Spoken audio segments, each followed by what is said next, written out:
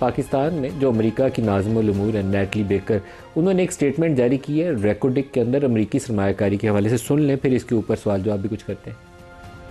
U.S. Export-Import Bank recently approved financing of $1.25 billion to support the mining of critical minerals at Reko Diq in Pakistan. In the coming years, Exim's project financing will bring in up to $2 billion in high-quality U.S. mining equipment and services needed to build and operate the Reko Diq mine, along with creating an estimated 6,000 jobs in the U.S. and 7,500 jobs in Baluchistan, Pakistan.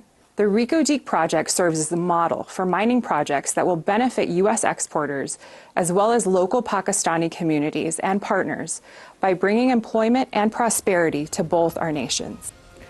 अब जो golden opportunity Pakistan के लिए होनी चाहिए वो ये नहीं होनी चाहिए कि यहाँ से हम रॉ जो खोदेंगे नीचे से वो सारा कुछ एक्सपोर्ट कर दें, बल्कि यहाँ रिफाइनिंग इंडस्ट्री लगे और यही रेयर अर्थ मेटल्स, कॉपर, दूसरी चीज़ें उनको रिफ़ाइन किया जाए यहीं से, और रिफ़ाइंड मेटल्स वो दुनिया में जाएं तो वैल्यू ऐड होगी। अरबों डॉलर सालाना हम कमा सकते हैं, नहीं तो चंद 100 मिलियन डॉलर सालाना आएंगे। अब चंद 100 मिलियन डॉलर को चंद अरब डॉलर करने के लिए इन्वेस्टमेंट चाहिए और उसके लिए tax policies, political stability, rule of law, ये सारी चीज़ें दरकार हैं। हमारे साथ शामिल हो रहे हैं जावेद कुरैशी साहब, जो चीफ़ एग्जीक्यूटिव ऑफिसर हैं पाकिस्तान बिजनेस काउंसिल के। जावेद साहब, आपको खुश आमदीद कहता हूँ। पाकिस्तान में सरमाया नहीं आ रहा और टैक्स का रेट हमने ये कर दिया कि सैलरीड क्लास के ऊपर 40% काटते हैं, कारोबारों के ऊपर 50 से 60% काटते हैं। तो ना नई सरमायाकारी आ रही है, ना पाकिस्तान से बरामदात बढ़ रही हैं। क्या हिंड्रेंसेस क्या हैं, रुकावटें क्या हैं और कैसे इसको दुरुस्त किया जाए? अस्सलाम वालेकुम sir, thank you very much for having me on your show.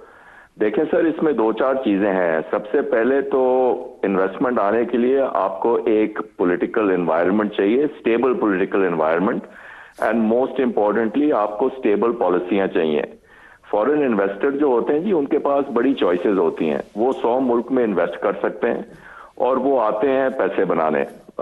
तो वो देखते हैं कि स्टेबल पॉलिसियां कहाँ हैं, कि प्रिडिक्टेबल कैश फ्लो कहाँ होंगे, प्रिडिक्टेबल प्रॉफिट कहाँ होंगे, डिविडेंड मुल्क से बाहर निकाल सकेंगे, करेंसी रिस्क ज्यादा नहीं होगा, पॉलिटिकल रिस्क ज्यादा नहीं होगा। तो उन चीजों में जी अभी पाकिस्तान को काफी काम करना है।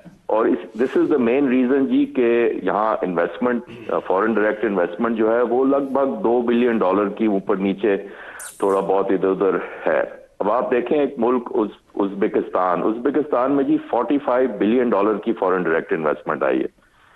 और क्योंकि वो इसको अट्रैक्ट कर रहे हैं, क्योंकि वो पॉलिसियां ठीक बना रहे हैं, क्योंकि इसका एक पूरा वो इकोसिस्टम बना रहे हैं, वो तवज्जो देते हैं एयरपोर्ट ठीक करो, तवज्जो देते हैं टैक्सी सर्विस ठीक करो, ताकि फॉरेनर आए, बाहर से फॉरेन इन्वेस्टर। तो जावेद साहब, पाकिस्तान क्या करे कि यहाँ पर भी कुछ 40-50 अरब डॉलर की सालाना FDI आनी शुरू हो जाए, पाकिस्तान के मसले वैसे ही हल हो जाएंगे सारे? जी बिल्कुल है जी। और लेकिन इसमें यह भी कहने की जरूरत है सर कि आपको फॉरेन डायरेक्ट इन्वेस्टमेंट भी चाहिए ना, वो प्रॉपर किस्म की फॉरेन डायरेक्ट इन्वेस्टमेंट चाहिए। जैसे आपने अभी माइनिंग पे बात की ना, ये बिल्कुल आपने पते की बात की है कि अब हम बात कर रहे हैं कि जी foreign direct investment, efficient foreign direct investment होनी चाहिए। इससे नौकरियां क्रिएट हों, इससे एक्सपोर्ट कैपेबिलिटीज बढ़े, इससे टेक्नोलॉजी ट्रांसफर हो, इससे मैनेजमेंट स्किल सेट ट्रांसफर हो। अगर आप सिर्फ फॉरेन डायरेक्ट इन्वेस्टमेंट ला रहे हैं क्योंकि आपने कंजम्पशन बढ़ानी है और उसी कंपनी की डिविडेंड्स अगले 10 साल 10 टाइम्स एज मच हैं जितना पैसा आया था, तो उस किस्म की फॉरेन डायरेक्ट इन्वेस्टमेंट जो है अब हमारे लिए कोई खास फायदेमंद नहीं है। तो फॉरेन डायरेक्ट इन्वेस्टमेंट लाने के लिए आपको, मैंने क्लाइमेट की तो बात की, लेकिन उसके अलावा भी आपको जो है ना और भी काफी पॉलिसियां देखनी होंगी जी। और सबसे इंपॉर्टेंट चीज ये होती है जी कि हम फॉरेन डायरेक्ट इन्वेस्टमेंट और लोकल इन्वेस्टमेंट में ना डिफरेंट सिनारियो नहीं बना सकते। अगर आपका इन्वायरमेंट, आपके अगर local investor, Pakistani investor invest नहीं कर रहे हैं, तो फिर ये एक्सपेक्ट करना कि फॉरेन डायरेक्ट इन्वेस्टर आके पैसे डालेंगे, तो वो तो उसमें मुझे तो कोई लॉजिक नहीं नजर आता। अगर आपके अपने लोग कंफर्टेबल नहीं है, या अपने लोग डर रहे हैं, या अपने लोग पॉलिसियों में बिलीव नहीं करते हैं, तो बाहर के लोग क्यों बिलीव करेंगे? तो एक तो आपको एक कंसिस्टेंट इकोनॉमिक एनवायरनमेंट बनाना है जहां पॉलिसियां बिल्कुल सब लोग समझें, ट्रांसपेरेंट हों, उसमें कोई चेंज ना आए। अब देखें, अब आपको जिस किस्म की हम फॉरेन डायरेक्ट इन्वेस्टमेंट की बात कर रहे हैं उसमें आपको अब लॉन्ग रन भी देखना होगा। 8-8, 10-10 साल लगेंगे।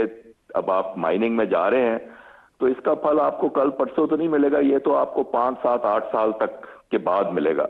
उसमें अगर आप पॉलिसियां चेंज करते जाएंगे, कभी टैक्स पॉलिसी चेंज कर दी, कभी इन्वेस्टमेंट पॉलिसी चेंज कर दी, कभी रिपैट्रिएशन पॉलिसी चेंज कर दी, डिविडेंड पॉलिसी चेंज कर दी, तो फिर आप फिर क्या मार्केट्स को क्या बताएंगे? बिल्कुल तो सही। स्टेबल पॉलिसियां होनी चाहिए जी उसकी। अच्छा, दूसरी चीज जी, टैक्स की तो आप ऑलरेडी बात कर चुके हैं और ये तो बड़े बेसिक कॉमन सेंस की बात है कि अगर आप 50-60% टैक्स लगाएंगे तो कौन आके इन्वेस्ट करेगा जी? पूरी दुनिया में 25-30% से ज्यादा टैक्स होता नहीं है।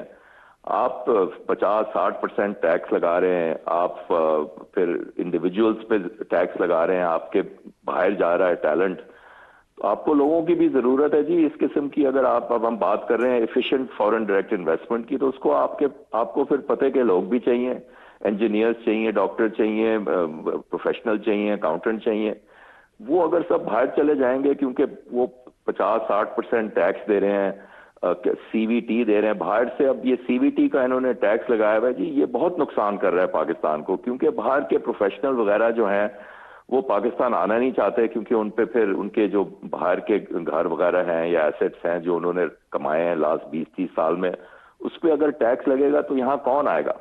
आपके बहुत से बिजनेसमैन, बहुत से प्रोफेशनल यहाँ से दुबई जा रहे हैं, दुबई में वो बिजनेसेस सेटअप कर रहे हैं, क्योंकि वो कह रहे हैं जी हमारे अपने मुल्क में टैक्स इतना हाई है, तो हमें जी टैक्स एनवायरनमेंट को भी देखना होगा, टैक्स कम करना पड़ेगा। अब ठीक है जी, हुकूमत को थोड़ी मजबूरियां हैं, आईएमएफ ने इन पे प्रेशर डाला है कि टैक्स बढ़ाओ, टैक्स टू जीडीपी बढ़ाओ, और वो ठीक है जी, लेकिन उसका फिर हल ये है कि आप जो है टैक्स बेस को ब्रॉडन करें, टैक्स बेस को बढ़ाया जाए, बजाय जिनसे पहले ले रहे हैं उन्हीं के ऊपर मजीद दबाव न डाला जाए।